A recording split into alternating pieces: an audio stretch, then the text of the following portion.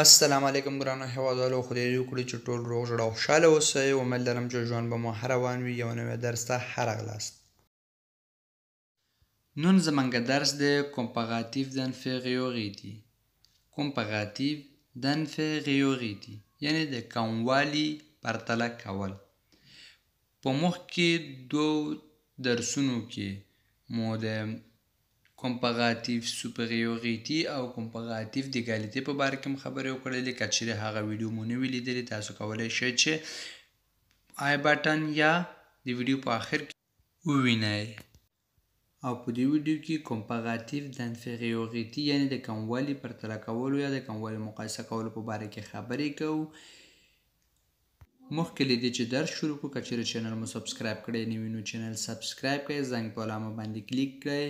هر کله چې موږ یو نوی درس شیر کړو نو تاسو لپاره یو خبرداری درشي او تاسو ویډیو ووینئ او استفاده ترې وکړئ. راځئ چې اوس درس شروع کړو. هر کله چې غواړو یعنی د کموالي په پرتله کولو کې یا comparatif d'infériorité کې یو جمله جوړ کړو نو له دې فرمولونو څخه کار اخلو. یعنی یوازې دا فرمول چې دی د صفت او قید لپاره دی. moins que دا دو کلمې دي. moins que د دې په منځ کې صفت یا قید اخلئ. صحیح شو؟ les adjectifs et les adverbes. adverbe وای قید ته، adjectif وای صفت ته. moins que د دې دو کلمو په منځ کې یا یو صفت اخلو یا یو قید اخلو. او جمله بیا څنګه جوړو؟ د ا چې ویني دې په ځای یو سبجیکټ، صحیح شو، یا یو نوم د یو کس نوم یا یو ضمیر یا د یو شی نوم اخلو. صحیح شو. ورپسې verb چې دی په دغه verb لیکل شوی دلته یو فعل اخلو. ورپسې moins کلمه خپله راخلو، بیا یو صفت یا یو قید اخلو. هغې نه وروسته که کلمه خپله راخلو. که څخه وروسته آخري بي چې لیکل شوی د بي په ځای مفعول راخلي. یعنی کوم شی سره چې لومړنی شی یا کس وي هغه مقایسه کوي، یعنی هغه راخلي. که چیرې انسان وي او که یو شی وي نو د هغې نوم راخلي او یا ضمیر راخلي. صحیح شو. اوس راځئ په دې مثالونو کې وګورئ چې دلته یو څو مثالونه غواړم تاسو لپاره تشریح کړم چې صحیح ورباندې پوه شئ. exemple یعنی مثالونه. Elle est moins rapide que sa sœur. Elle est moins rapide que sa sœur. Elle est moins rapide que sa sœur. معنا یعنی هغه جلی د خپل خور څخه سلو دی، یعنی خپل خور څخه سلو دی، یعنی تیز نه دی. صحیح شو. که چیرې تیز وي او ګړندی وي بیا ورته استعمالی چې plus rapide que sa sœur. دلته چې دی مثلا سلو دی د خپل خور څخه ورو دی او تیز نه دی، بیا په دغه وخت کې moins rapide.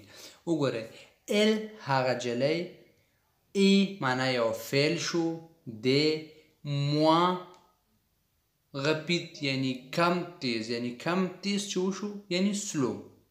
که sa sœur د خپل خور څخه، sa sœur یعنی په دغه وخت کې که څخه وروسته sa sœur یعنی دا دویم کس شو که نه، چا سره چې مقایسه کوو. sa sœur. دویم مثال. je suis moins grand que mon frère. je suis moins grand que mon frère. je suis moins grand que mon frère. زه له خپل ورور څخه ټیټ یم. جو یو سبجیکټ شو یعنی یو کس شو، سوی ورب شو، moins grand معنا ټیټ یعنی کم لوړ، یعنی کم لوړ چې شو خو هغې په نسبت ټیټ شو. که mon frère له خپل ورور څخه، mon frère یعنی دا بیم چې لیکلی د هغې په ځای ځکه چې دا یو دویم کس شو. صحیح شو. je suis moins grand que mon frère. زه له خپل ورور څخه ټیټ یم. دلته چې دی grand او rapide دا صفتونه دي، یعنی دا دو جملې په صفتونو کې جوړ کړل. یعنی rapide هم صفت دی، grand هم صفت دی. او د وروستیو دو جملو کې به adverb یعنی قید استعمالو. لکه Elle vient moins souvent que toi. Elle vient moins souvent que toi. Elle vient moins souvent que toi. یعنی هغه تانه کم ځلې راځي، یعنی هغه تانه کم راځي، اکثره نه راځي. صحیح شو، کم وخت راځي. Elle معنا هغه، vient راځي، moi souvent معنا کم، یعنی اکثره زیات وخت نه راځي، کم راځي. que toi تانه، یعنی هغه تانه کم راځي، کم ځلې راځي. صحیح شو. دلته souvent چې دی دا یو ادورب یا قید چې ورته وایو قید دی. اوس دویم مثال کې وګورئ. Je dors moins longtemps que mon chat. Je dors moins longtemps que mon chat. Je dors moins longtemps que mon chat. یعنی زه له خپل پیشو څخه کم اوږده وخت ویده کېږم، یعنی زه له خپل پیشو څخه کم وخت ویده کېږم. moins longtemps یعنی کم وخت، que mon chat د خپل پیشو څخه. دلته longtemps دا هم یو ادورب دی، دا هم یو قید دی. د دواړو جملو کې souvent longtemps دا دواړه قیدونه دي چې په فرانسوي کې ورته ادورب وایي. attention à la liaison یعنی په کنکشن یا په ارتباط کې پاملرنه وکړئ. صحیح شو. اوس کنکشن او ارتباط مخکې درس کې هم تشریح کړی و. هر کله چې دا موا کلمه آخر کې اس لري، صحیح شو، دا خو آخر کې اس لري، او هر کله چې دا وروستنی صفت یا ایډورب چې راځي، یعنی قید چې راځي، که چیرې د هغې لومړی حرف واول وي، نو په دغه وخت کې د آخري اس چې دی د دې اواز هغې سره یوځای کېږي. صحیح شو. لکه il est moins intelligent que toi. Il est moins intelligent que toi. Il est moins intelligent que toi. هغه تانه کم هوښیار دی. صحیح شو. هغه تانه کم هوښیار دی. il est moins intelligent que toi. دلته intelligent لومړی حرف واول دی او moi په آخر کې اس لري، ساکن اس لري، نو د دواړو اواز یوځای کېږي. moins intelligent دې ته وایي لیزون، چې یو حرف اواز د بل حرف، یو حرف د بل حرف سره یوځای کېږي او یو اواز ورکوي. لکه دویم مثال کې وګورئ. Cette entreprise est moins importante que la nôtre.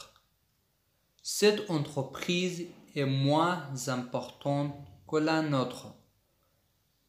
Cette entreprise est moins importante que la nôtre. دغه کمپنی وای دومره مهم نه دی، یا دغه کمپنی کم اهمیت لري، کم مهم دی زمونږ له کمپنی څخه. ګوره cette entreprise دغه کمپنی est moins importante یعنی کم مهم دی، دومره اهمیت نه لري. que la nôtre لکه زمونږ چې دی، یعنی زمونږ ډیر مهم دی او دا چې دی دومره مهم نه دی. په دغه وخت کې moi او important لومړی کلمه چې دی واول دی او moi آخر کې اس لري. moins important. صحیح شو. د important لومړنی حرف واول او د moi آخري حرف اس، دا دواړه سره یوځای کېږي، یو اواز ورکوي، لکه moins important. دې لپاره وایي لیزون. دا زمونږ درس و. امید لرم چې ورباندې پوه شوي یاستئ. که چیرې کوم مشکل لرئ، کوم سوال لرئ، تاسو کولی شئ چې په کمنټ کې راته ولیکئ. ویډیو لایک او شیر کړئ چې نور ملګرو ته هم ورسیږي، او خپل نظر مو په کمنټ کې راسره شریک کړئ. تر راتلونکي ویډیو پورې په خدای مو سپارم. ښه وخت او ښه ژوند ولرئ. په موخه مو ښه.